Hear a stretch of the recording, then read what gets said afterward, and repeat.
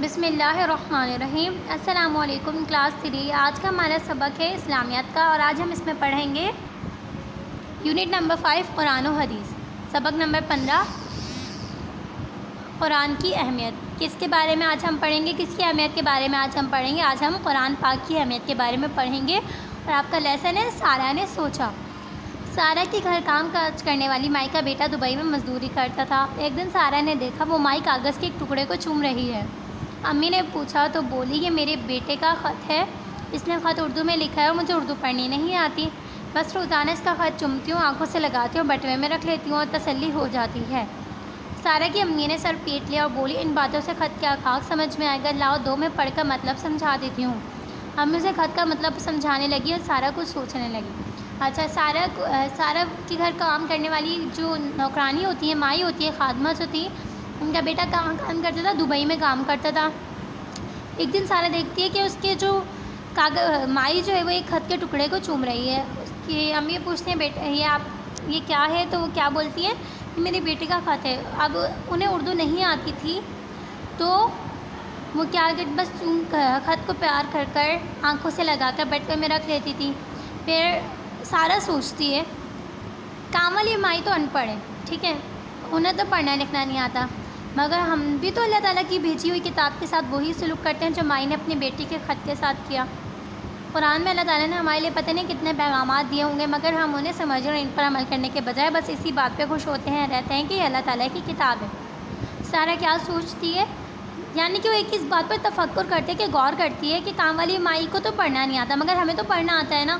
ہم پڑھے لکھے ہونے کے باوجود اللہ تعالیٰ کی کتاب کے ساتھ ایسے ہی سلوک کرتے ہیں کہ اسے جس طرح مائی اپنے بیٹے کے خط کو آنکھوں سے لگا کر چوم کر واپس بٹوے میں رکھ لیتی تھی، تو ہم بھی تو یہی کام کرتے ہیں نا کہ قرآن پاک کو آنکھوں سے لگاتے ہیں، اسے چومتے ہیں، سینے سے لگا کے واپس طاق میں سجا دیتے ہیں۔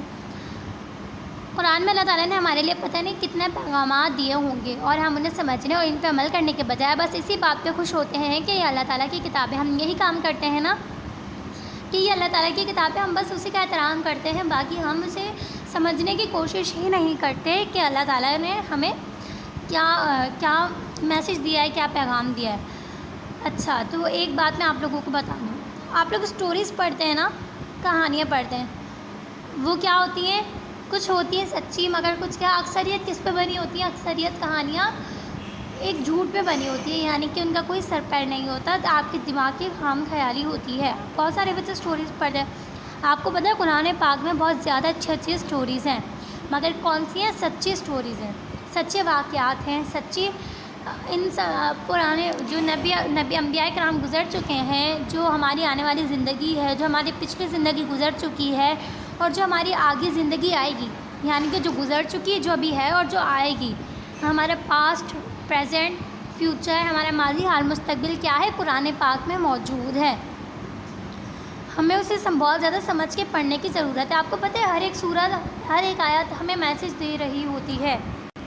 اللہ تعالیٰ نے قرآن مجید میں فرمایا ہے، اور بلا شبہ ہم نے قرآن کو سمجھنے کے لیے آسان کر دیا ہے، تو کوئی ہے جو اسے سمجھے؟ سورہ قمر کی آیت نمبر 17 میں اللہ تعالیٰ کیا فرما رہے ہیں؟ اور ہم نے قرآن کو سمجھنے کے لیے آسان کر دیا، یعنی کہ بہت آسان کر دیا، اور تو کیا کوئی ہے جو اسے سمجھے؟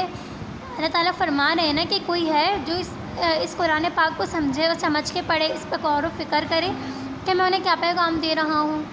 اور سورہ محمد کی آیت نمبر 24 میں اللہ تعالیٰ نے فرمایا کہ ان لوگوں نے قرآن میں غور و فکر نہیں کیا، یا ان کے دلوں پر تالے لگے ہوئے ہیں۔ اللہ تعالیٰ یہاں پہ کیا فرما رہا ہے؟ کیا یہ لوگ جو ہے انہوں نے غور و فکر نہیں کیا، یعنی کہ قرآن کی آیتوں پہ دھیان نہیں دیا، ان کے بارے میں جو ان کو پیغامات دیے جا رہے تھے ان پہ غور نہیں کیا، یا ان کے دلوں پہ تالے لگے ہوئے ہیں، یعنی کہ یا ان کے دل سیاہ ہو چکے ہیں، ان کا دل قلب جو ہے ہدایت کی جو قلب بند ہو چکا ہے، قلب یعنی کہ دل پہ تالا لگ چکا ہے، کس کا؟ جہالت کا، ہدایت اس میں داخل نہیں ہو سکتی۔ اور آپ کو پتہ ہے جب دل پہ تالا لگ جائے نا تو ہم کیا ہو جاتے ہیں؟ ہم کافر ہو جاتے ہیں، اگر ہمارے دل پہ تالا لگ جائے تو، کیونکہ جب ہمارے قلب پر اللہ تعالیٰ ہمارا دل بند کر دے گا ہدایت کے لیے، تو کیا ہوگا؟ ہم ذلیل و خوار ہو جائیں گے، اور اگر ہم قرآن پاک پڑھتے رہیں گے تو ہمارے دل کی سیاہی جو ہے وہ ختم ہوتی جائے گی، ٹھیک ہے نا، ہمارے دل کی جو کالک ہوگی وہ ختم ہوتی جائے گی، ہمارا دل صاف ستھرا ہو جائے گا۔ دل لگا کر اچھے سے جما کے پیار سے قرآن پاک پڑھیں تو آپ کو پتہ ہے اللہ تعالیٰ فرشتوں کو بھیج دیتا ہے قرآن پاک سننے کے لیے. جب ہم اچھے سے پڑھتے ہیں نا تو فرشتہ ہمارے پاس آ کے بیٹھ جاتا ہے اور وہ ہمارے قرأت سن رہے ہوتے ہیں اور خود اللہ تعالیٰ بھی ہمارے قرأت کو سن رہا ہوتا ہے, ہم سے بات کر رہا ہوتا ہے. اگر ہمیں اللہ تعالیٰ سے بات کرنی ہوتی ہے تو ہم نماز کے لیے کھڑے ہو جاتے ہیں, اور اب جب ہم چاہتے ہیں کہ اللہ تعالیٰ ہم سے بات کرے تو ہم قرآن پاک پڑھتے ہیں, کیونکہ اللہ تعالیٰ ایک آیت پہ اللہ تعالیٰ ہمیں کوئی پیغام دے رہا ہوتا ہے, ہمیں کوئی میسیج دے رہا ہوتا ہے.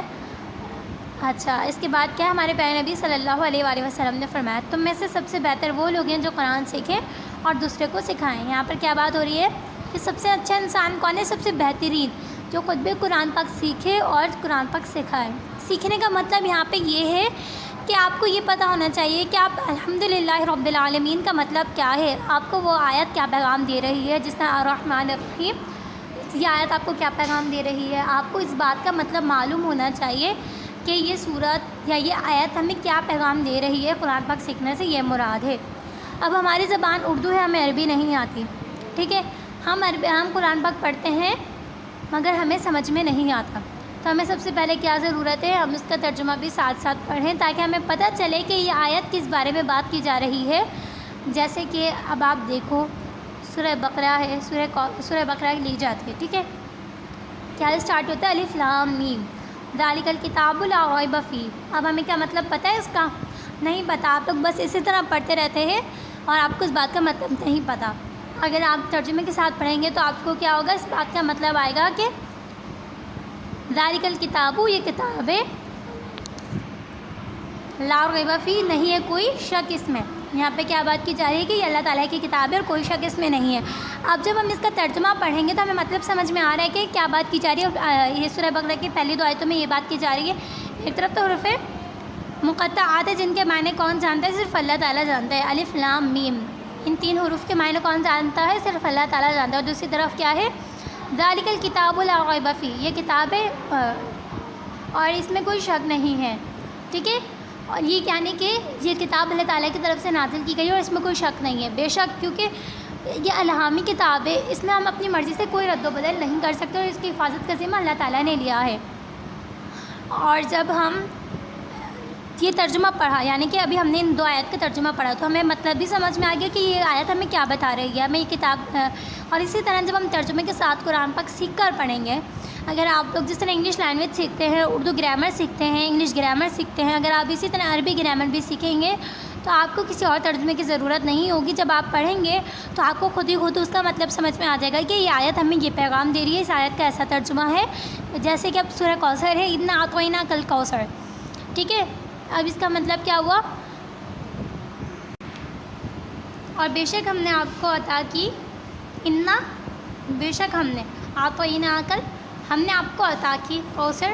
کوثر کیا ہے؟ نہر ہے. اس میں ہمیں کیا بات بتائی جا رہی ہے کہ اللہ تعالیٰ نے نبی پاک صلی اللہ علیہ وسلم کو عطا کی نہر کوثر. نہر کوثر کیا ہے؟ ایک جنت میں ایک نہر ہے جس کا پانی دودھ سے زیادہ سفید, برف سے زیادہ ٹھنڈا اور شہد سے زیادہ میٹھا ہے. کس نے عطا کیا؟ اللہ تعالیٰ نے نبی پاک صلی اللہ علیہ وآلہ وسلم کو عطا کی ہے.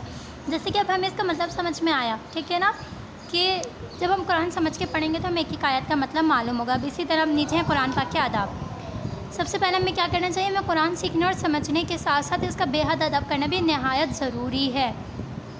قرآن کو ہمیشہ وضو کی حالت میں پڑھنا چاہیے, بنا وضو کے ہاتھ نہیں لگانا چاہیے. یہ بات سورہ واقعہ میں بھی ہے کہ اسے وہی چھو سکتے ہیں جو پاک ہیں. اسے یعنی کہ پاک لوگ ہی اسے ہاتھ لگا سکتے ہیں. بنا آپ کا وضو نہیں ہے تو آپ قرآن پاک کو ہاتھ نہیں لگا سکتے. قرآن مجید پڑھنے سے پہلے تعوذ و تسمیہ ضرور پڑھنی چاہیے. تعوذ مطلب جب ہم تعوذ پڑھتے ہیں تو ہم شیطان کی, اللہ کی پناہ میں آ جاتے ہیں شیطان مردود سے. اور جب ہم تسمیہ پڑھتے ہیں تو کیا مطلب ہم اللہ کے نام سے شروع کر رہے ہیں. اب قرآن مجید کی طرف پیٹ کر یعنی کہ اس کی طرف کمر کر کے یا اس کی طرف ٹانگیں پھیلا کر بالکل نہیں بیٹھنا چاہیے. قرآن مجید کے آداب کے خلاف ہے اور اس سے اللہ تعالیٰ ناراض ہوتا ہے, اور یہ قرآن پاک کی بیعت بھی ہے. کوئی قرآن کی تلاوت کر رہا ہو تو اس کے قریب شور نہیں مچانا چاہیے. اگر ہم شور و شرابہ کریں گے تو اس کا دھیان بھٹکے گا, اس سے آپ کو گناہ ملے گا. قرآن مجید کو ہمیشہ صاف ستھری اور پاک جگہ پہ رکھنا چاہیے. ہمیشہ صاف جگہ ہو قرآن مجید کی, پاک ہو اور اونچی ہو کہ جس سے آپ اس کی بے حرمتی نہ ہو. ایک مرتبہ ہمارے پیارے نبی صلی اللہ علیہ وآلہ وسلم نے فرمایا, جس طرح لوہے پر اگر پانی پڑتا ہے تو لوہے کو زنگ لگ جاتا ہے, اسی طرح تمہارے دل بھی زنگ آلود ہو جاتے ہیں. دل کا زنگ دور کرنے کے لیے قرآن پڑھا کرو۔ نبی پاک صلی اللہ علیہ وآلہ وسلم کیا فرما رہے ہیں کہ جس طرح اگر پانی پڑتا ہے لوہے پر تو وہ زنگ، آپ نے دیکھو گے نا اورنج سے کچھ آ جاتا ہے تو وہ لوہے کو زنگ لگ جاتا ہے، اور ہمارے دل بھی اسی طرح زنگ آلود ہو جاتے ہیں، یعنی کہ گناہوں سے یا برائیوں سے۔ تو پھر جب ہم قرآن پاک پڑھتے ہیں تو ہمارے دل سے بھی زنگ دور ہو جاتا ہے، اور ہمارے دل سے جو گناہوں کا زنگ ہوتا ہے، گناہوں کی جو سیاہی ہوتی ہے وہ دور ہو جاتی ہے۔ آپ کو میں ایک دفعہ کہنا ایک بات بتاتی ہوں آج میں نا آپ لوگوں کو۔ ایک کوئلے کی بالٹی ہوتی ہے، ٹھیک ہے، اگر ہم اسے پانی سے بار بار بھریں، ٹھیک ہے، اور اس کے اندر سوراخ ہو تو کیا سارا پانی نکلتا جائے گا، مگر جب تک وہ پانی نکلے گا تو ساتھ کیا ہوگا، اس کے ساتھ ساتھ جو کوئلے کی کالک ہوگی وہ ختم ہو جائے گی، یعنی کہ بالٹی صاف ہو جائے گی۔ کوئلے سے کالی ہوئی ہوئی بالٹی اگر اور جس میں سوراخ بھی ہو اور ہم اسے بار بار پانی سے بھریں گے، پانی گرتا جائے گا اور اس کے اور کیا ہوگا، اس کی ساری جو کالک ہوگی وہ بھی نکلتی جائے گی۔ اسی طرح ہمارے قرآن پاک پڑھنے کا بھی ہے کہ جب ہم قرآن پاک پڑھیں گے تو ہمارے دل کا جو سوراخ ہوتا ہے نا، اس سے ہمارے دل کی ساری سیاہی کالک جو ہے وہ نکلتی جائے گی، اور ہمارا دل ایک عجیب سی نا حرارت محسوس کرے گا، جسے ہم کہتے ہیں ایمان کی حلاوت۔ جب یہ نرمی ہوتی ہے، حلاوت ہوتی ہے، جب ہم قرآن پاک پڑھتے ہیں نا تو اللہ تعالیٰ ہمارے دل میں ایمان کی حلاوت ڈالتا ہے، جس سے ہمارا دل چاہتا ہے کہ ہم نیک کام کریں، ہم اچھے کام کریں، ہم کوشش کرتے ہیں ہم برائیوں سے بچیں اور دل لگا کے سمجھ کے قرآن پاک پڑھیں۔ تو یہ تھا ہمارے قرآن پاک کے آداب۔ اچھا، اب آپ لوگوں کے کام کرنا ہے، آپ لوگ یہ سوچیں آپ کا کیا خیال ہے کہ ہم اسی لیے ترقی نہیں کر سکے کہ ہم نے قرآن کے پیغام کو سمجھنے کی کوشش نہیں کی؟ شاید اس لیے ہم آپس میں لڑتے جھگڑتے اور ایک دوسرے کو پریشان کرتے رہتے ہیں، ٹھیک ہے۔ اور میرا خیال تو یہی ہے کہ ہم نے قرآن پاک کو، اللہ کے احکامات کو، نبی پاک صلی اللہ علیہ وآلہ وسلم کی سنتوں کو، ان کے احکامات کو پیچھے چھوڑ دیا۔ آگے بڑھنے کے دور میں ہم نے اللہ کی رسی کو تھام نہیں رہے، تو کیا ہو رہا ہے، اسی لیے ہمارے ساتھ برائیاں آ رہی ہیں عذاب آ رہے ہیں۔ یہ سب چیزیں کس لیے ہوتی ہیں؟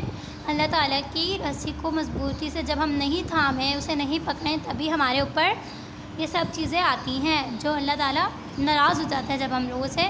اور اگر ہم اللہ تعالیٰ پہلے جتنی بھی قومیں گزری ہیں انہوں نے قرآن، سنت اور اللہ تعالیٰ کے احکامات کو، ان سب چیزوں کو پکڑ کے رکھا، یعنی کہ اس پہ عمل کیا، تو کیا ہوا، دنیا میں بہت اچھے طریقوں سے انہوں نے بہت پاورفل بن کے ابھرے۔ پہلے کے لوگ اسی لیے ترقی کرتے تھے، پہلے کے جو مسلمان تھے جنہوں نے بڑے بڑے قلعے فتح کیے، جنہوں نے مسجد اقصیٰ فتح کی، ان سب کا ایمان کس چیز پر تھا؟ ان سب کا ایمان قرآن پاک پہ تھا، اللہ تعالیٰ کے دیے گئے احکامات پہ تھا، نبی پاک صلی اللہ علیہ وآلہ وسلم کے بتائے ہوئے اصولوں پر تھا۔ جب اس چیز پر ایمان تھا، اس چیز کو، اللہ تعالیٰ کی رسی کو انہوں نے مضبوطی سے تھاما ہوا تھا، تو کیا وہ بڑے سے بڑا انہوں نے نہ یہودیوں کے آگے سر جھکایا، نہ عیسائیوں کے آگے سر جھکایا، انہوں نے اپنے قلعہ، اپنے قبلہ اول فتح کر لیا۔ اور جب ہم اس چیز سے دور ہوئے، ہمیں نہ اتفاقی آئی، نہ چاکی آئی، اور ہم ان سب چیزوں سے دور ہوئے، تو کیا ہوا، ہمارے قبلہ اول جو فلسطین میں ہے مسجد اقصیٰ، وہ ہم سے پھر چھن گیا۔ کیوں چھن گیا؟ ہم اللہ تعالیٰ کے احکامات کو رد کر کے اپنے میں لگ گئے، اور ہم نے جو قرآن پاک جو ہمیں کہہ رہا ہے کہ ایک ساتھ ایک جسم کی مانند رہو، کہ اگر آپ کے ایک حصے پہ بھی تکلیف ہو تو آپ کا پورا جسم تڑپے۔ ہم ٹکڑوں میں بٹ گئے، اور اس طرح کیا ہوا، ہمارا اپنا نقصان ہے، کیونکہ ہم نے اللہ کے احکامات کو، قرآن کو چھوڑا، اپنا نقصان ہے۔ ہم نے کیا کیا، جس کی وجہ سے ہم نے اپنی مسجد اقصیٰ جو تھی فلسطین میں، وہ دوبارہ گنوا دی ہے۔ اچھا، اور آج کی خاص بات اس سبق کی یہ ہے کہ قرآن مجید میں کل آیتوں کی تعداد کتنی ہے؟ 6666، اور قرآن مجید میں کل سورتوں کی تعداد کتنی ہے؟ 114، یہ آپ کو معلوم ہوگا۔ اور قرآن مجید کی سب سے بڑی سورت کا نام کیا؟ سورہ بقرہ، جس کے معنی گائے ہے۔ اور قرآن مجید کی سب سے چھوٹی سورہ کا نام سورۃ الکوثر ہے، جس کے معنی نہر کے ہیں۔ اچھا، تو بچہ آپ کو معلوم ہے کہ قرآن مجید میں کل کتنے سجدے ہیں؟ 14 سجدے ہیں، 7 منزلیں ہیں، اور یہ قرآن پاک کی خاص بات ہے۔ اور کتنی، جس میں سے 86 جو سورہ ہیں وہ مکی صورتیں ہیں، اور 28 سورہ مدنی ہیں، یعنی کہ جو 86 صورت ہیں وہ مکہ میں نازل ہوئیں، اور جو 28 صورتیں ہیں وہ مدینہ منورہ میں نازل ہوئی، اس لیے انہیں مکی اور مدنی کہتے ہیں۔ اس کے ساتھ ہی ہمارا چیپٹر ختم ہوا انشاءاللہ۔ مجھے امید ہے کہ آپ کو یہ سبق بہت اچھے سے سمجھ میں آیا ہوگا کہ قرآن کے احکامات کیا ہیں، قرآن کا ادب کیا ہے، قرآن پاک کس طرح سمجھ کے پڑھنا چاہیے۔ اس کے ساتھ ہی ہمارا چیپٹر ختم ہوا۔ انشاءاللہ نیکسٹ چیپٹر کے ساتھ حاضر ہوں گے. فی امان اللہ. اللہ حافظ.